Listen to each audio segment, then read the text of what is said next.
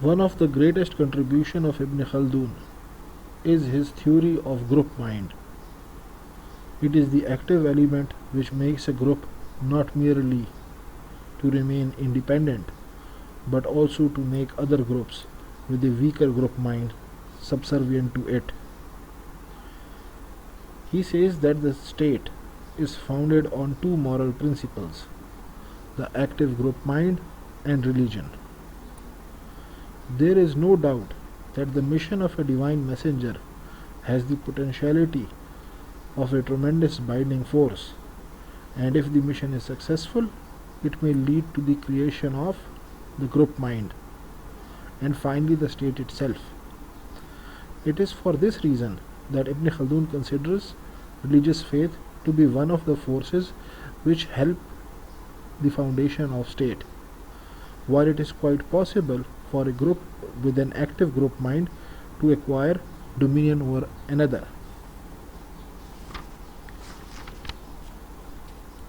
The simplest form of a group mind would be based on consanguinity, either real, as in the case of family, or artificial, as in the case of a whole tribe.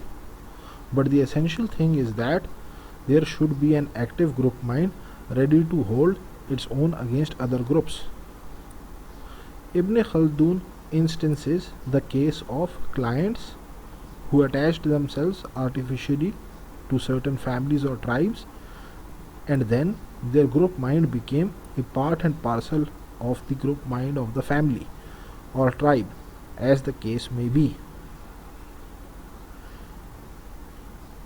The desideratum of the group mind is the sense of oneness, the resolve to work together for common purpose and in no case to be dominated by another group.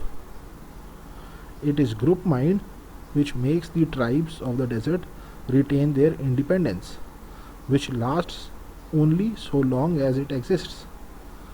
In the same way, a family can hold its own against others only so long as it retains its group mind. In the long run, heterogeneity may not be a bar to independent existence if the people have got that group mind apart from their consanguinity. He says that the active group mind produces the ability to defend oneself, to offer opposition, to protect oneself, and to press one's claim. With the extension of territory and the formation of states, it would be discovered that it was not just one group with the active mind, but now we have the conflict of a number of such group minds and the final domination of one such group owing to its objective activity. What happens is that the special power generated by the coaction of one group subdues all other groups and thus becomes supreme in relation to other groups within its orbit.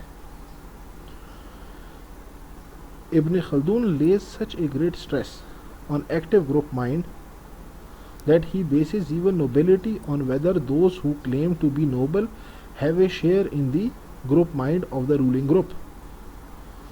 A man can be proud of his house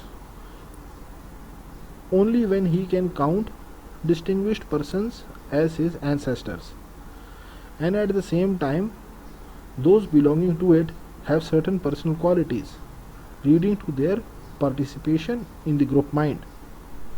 When these qualities disappear, the group mind also disappears, and with it all sense of nobility and pride in one's family.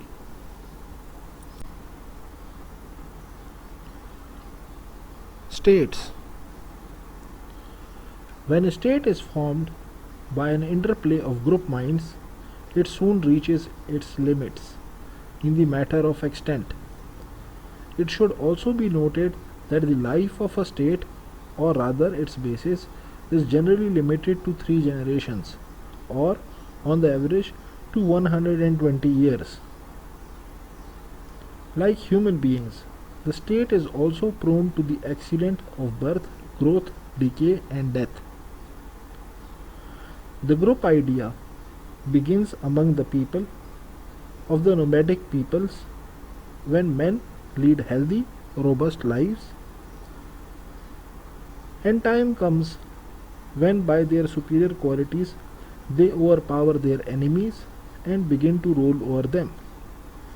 This is the beginning of the second stage in the development of a state, where formerly the ruler group was accustomed to overcome difficulties and lead a strenuous life. It now acquires resources to lead a life of opulence and builds mansions and cities. A new phenomena comes about, that while the people become indolent, real power is concentrated in a leader or a group of powerful oligarchy.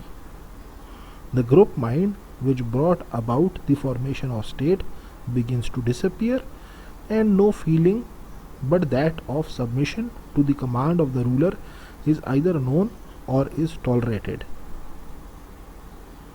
The state now reaches its third and final stage, when people become more and more effete and effeminate,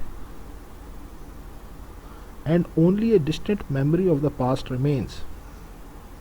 The ruler, who was virile in the second stage of development, himself becomes laggy and unperceiving, and surrounds himself with favorites as his advisers and mercenaries as his protectors.